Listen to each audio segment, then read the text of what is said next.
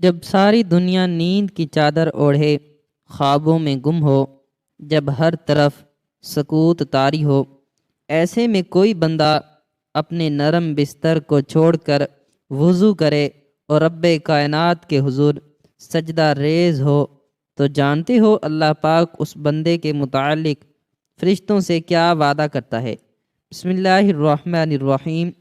السلام علیکم ورحمۃ اللہ وبرکاتہ۔ نماز فجر کے بعد سونا ایک راز ہے جس کو سمجھنے کے لیے یہ ویڈیو تیار کی گئی ہے۔ محترم ناظرین، جب دل اللہ کی یاد سے دھڑکنے لگے، جب سانسوں میں خشیت الہی کی خوشبو بھر جائے، جب انسان کے ہر عمل سے بندگی ٹپکنے لگے، تو سمجھ لو کہ وہ عبد بن چکا ہے۔ وہ بندہ جو صرف سجدے میں نہیں، ہر لمحے میں رب کی رضا ڈھونڈتا ہے۔ نماز کی اہمیت کا اندازہ اس بات سے لگائیں کہ قرآن کریم کے ہر پیغام میں صلاۃ یعنی نماز کا لفظ ہر جلی میں موجود ہے۔ ایمان کے بعد سب سے اہم رکن جس کا مطالبہ اہل اسلام سے کیا گیا ہے وہ نماز ہی ہے۔ نماز مسلمانوں کی دینی پہچان اور امتیازی شان ہے۔ یہی وجہ ہے قرآن و حدیث میں اس کی ادائیگی پر بہت زیادہ زور اور ترک پر وعید موجود ہے۔ نبی کریم صلی اللہ علیہ وآلہ وسلم نے فرمایا، نماز کی دین میں وہی اہمیت ہے جو انسانی جسم میں سر کی ہے۔ مومن اور کافر کے درمیان امتیاز کرنے والی چیز نماز ہے، لہذا جس نے اسے چھوڑا اس نے کفر کیا۔ اس وعید سے اندازہ لگایا جا سکتا ہے کہ اسلام میں نماز کی اہمیت کیا ہے۔ ذرا تصور کریں اس گھڑی کا جب رات کی تاریکی ختم ہو رہی ہو، جب فضائیں خاموش ہوں، جب پوری دنیا خوابوں کے سمندر میں ڈوبی ہو اور ہر شخص نیند کی میٹھی زنجیروں میں جکڑا ہو، تب اگر کوئی شخص اپنے گرم بستر کو چھوڑ کر وضو کا پانی چہرے پر ڈالے اور اپنے رب کے حضور سجدہ ریز ہو جائے، تو وہ منظر زمین پر نہیں عرش کے قریب لکھا جاتا ہے۔ فجر کی نماز صرف ایک عبادت نہیں بلکہ یہ بندے کے عشق الہی کا اعلان ہے، اس کی وفاداری کا امتحان ہے اور قرب الہی کی پہلی سیڑھی ہے۔ محترم ناظرین، اسلام ہمیں سکھاتا ہے کہ جو چیز جتنی قیمتی اور دشوار ہوتی ہے اس کا اجر بھی اتنا ہی عظیم ہوتا ہے، اور فجر کی نماز اس دنیا میں سب سے مشکل مگر سب سے بابرکت عبادت ہے۔ جب آنکھوں پر نیند کا غلبہ ہو، جسم تھکن سے چور ہو، تب اللہ کی رضا کے لیے جاگ اٹھنا فرشتوں کی گواہی کا سبب بن جاتا ہے۔ نبی کریم صلی اللہ علیہ وآلہ وسلم نے فرمایا، جو شخص فجر اور عصر کی نماز ادا کرے وہ جنت میں داخل ہوگا۔ فجر وہ عظیم ساعت ہے جہاں غفلت چھوڑنے والے کو بخشش اور سستی کرنے والے کو حسرت ملتی ہے۔ یہی وقت ہے جس میں اللہ بندے کو سب سے قریب پاتا ہے۔ کبھی تھکے قدموں سے کسی کی مدد کے لیے اٹھنا، کبھی دل نہ چاہنے کے باوجود قرآن کھول لینا، یا سونے کے وقت نیند کو قربان کر کے 2 رکعت ادا کرنا، یہ وہ لمحات ہوتے ہیں جب بندہ شیطان، نفس اور خواہشات سے لڑتا ہے۔ اور اللہ کی سنت ہے کہ جو نیکی جتنی مشکل ہو اس پر اجر اتنا ہی عظیم ہوتا ہے۔ نیکی کی عظمت اس کے سائز میں نہیں بلکہ قربانی اور خلوص میں ہوتی ہے۔ جو بندہ رب کی رضا کے لیے اپنے آرام کو چھوڑے، اللہ اسے اپنی رحمت میں چھپا لیتا ہے اور وہ نیکی عرش پر نور بن کر جگمگاتی ہے۔ محترم ناظرین، کیا کبھی آپ کے ذہن میں یہ سوال آیا ہے کہ اللہ نے ہمیں فجر کے وقت جاگنے کا حکم کیوں دیا ہے؟ کیا فجر کا وقت صرف نماز فجر پڑھنے کا وقت ہوتا ہے؟ کیا اس وقت کے پیچھے ایک راز پوشیدہ ہے؟ وہ راز کیا ہے؟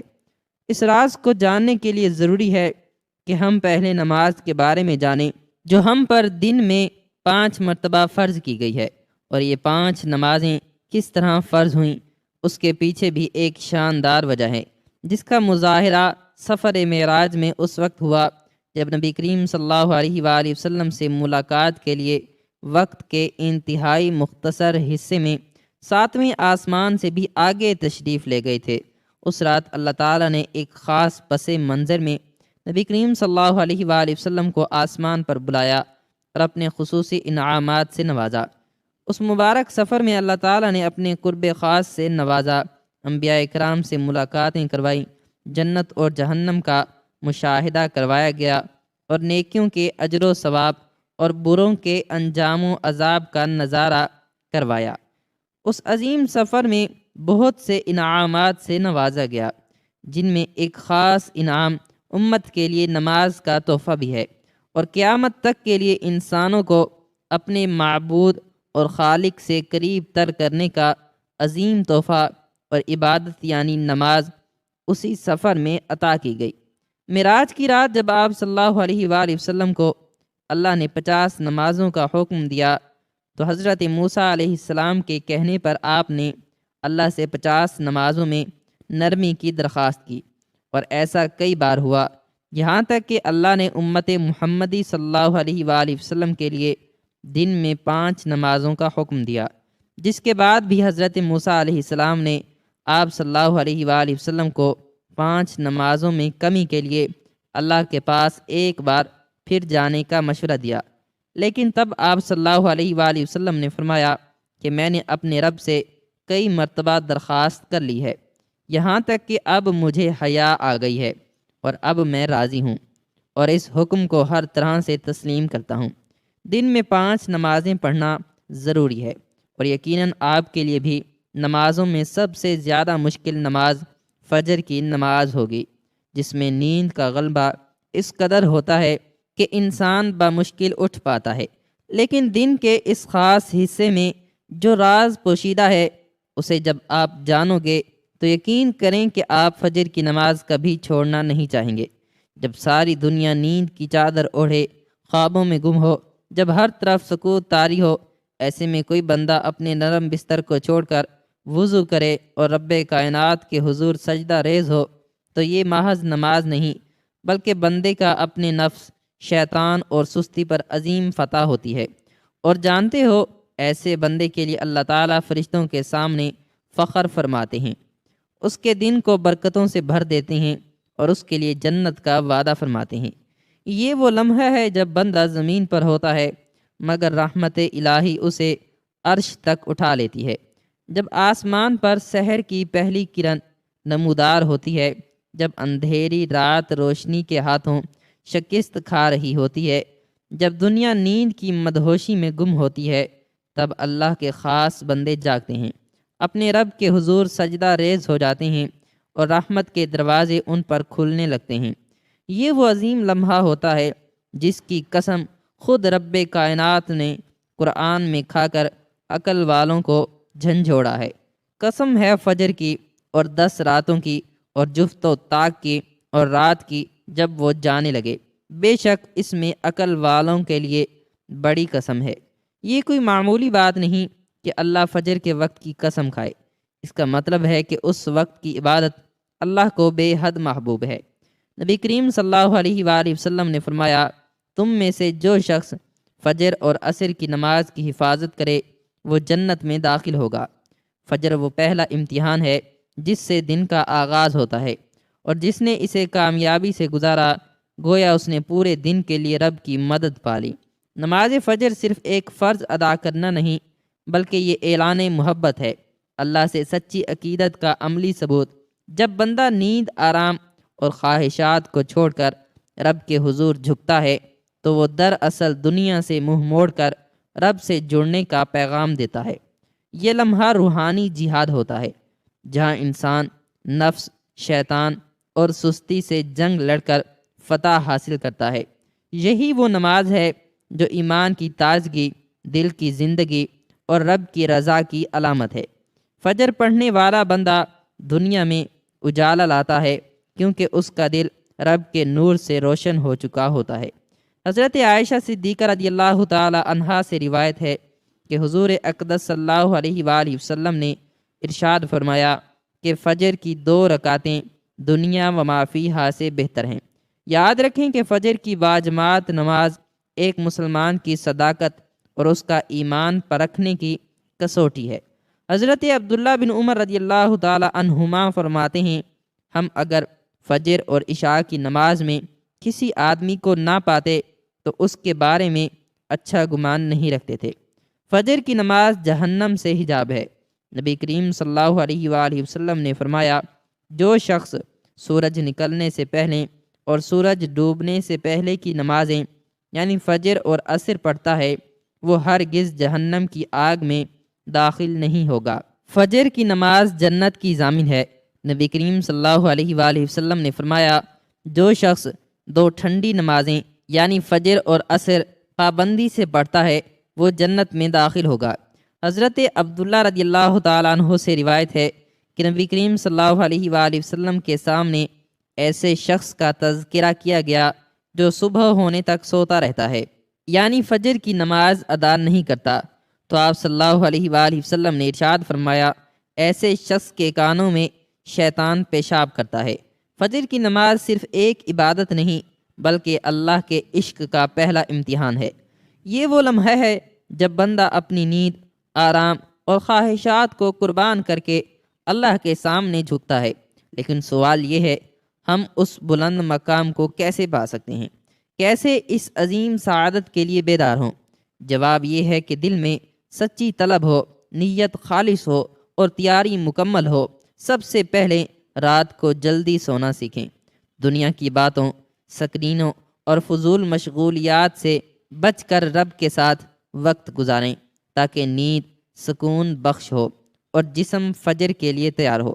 دوسرا، سوتے وقت دل میں یہ پختہ ارادہ کریں کہ یا اللہ، میں تیری رضا کے لیے فجر کی نماز جماعت کے ساتھ ادا کروں گا، اور اس ارادے میں سچائی ہو، صرف زبانی نہیں بلکہ دل کی گہرائیوں سے ہو۔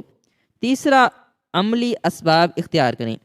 الارم گھڑی کا استعمال کریں، اسے بستر سے دور رکھیں تاکہ اٹھ کر بند کرنا پڑے۔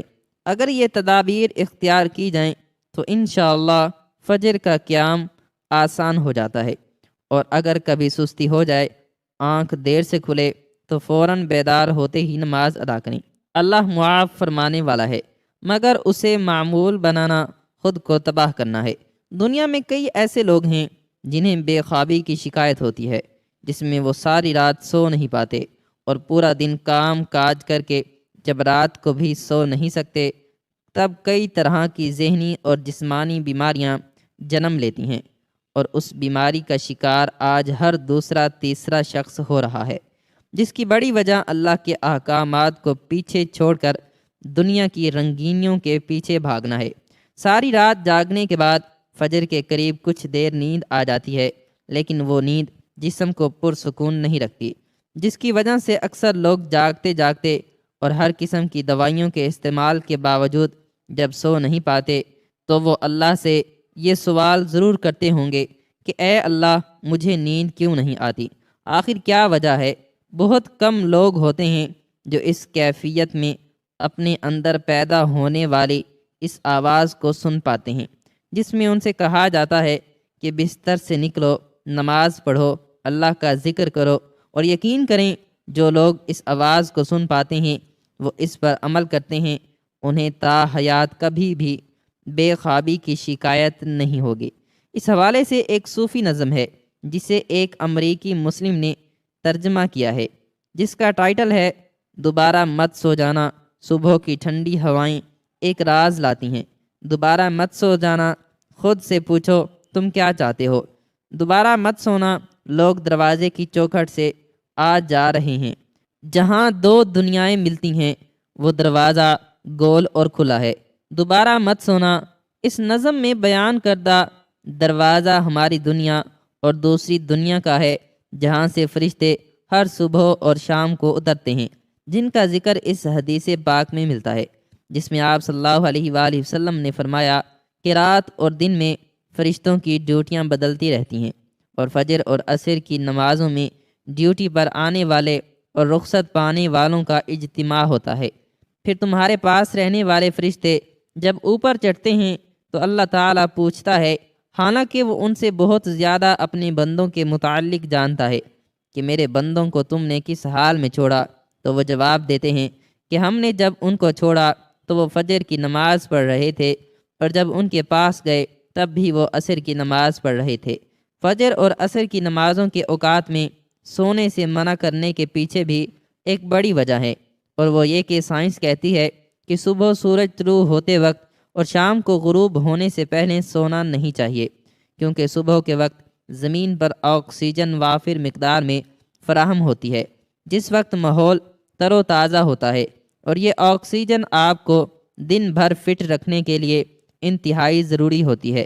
تو جو اس وقت سو جاتا ہے وہ اس تازہ آکسیجن سے محروم رہ جاتا ہے، اور عصر کے وقت زمین پر آکسیجن کی کمی ہو جاتی ہے، تو اگر کوئی سو جاتا ہے تو اس کو آکسیجن کی فراہمی کم ہوتی ہے، جس کی وجہ سے جب وہ جاگتا ہے تو اس کے سر میں درد اور طبیعت بوجھل ہوتی ہے، اور یہ بڑی وجہ ہے کہ دین اسلام میں ان دونوں اوقات میں سونے سے منع فرمایا گیا ہے۔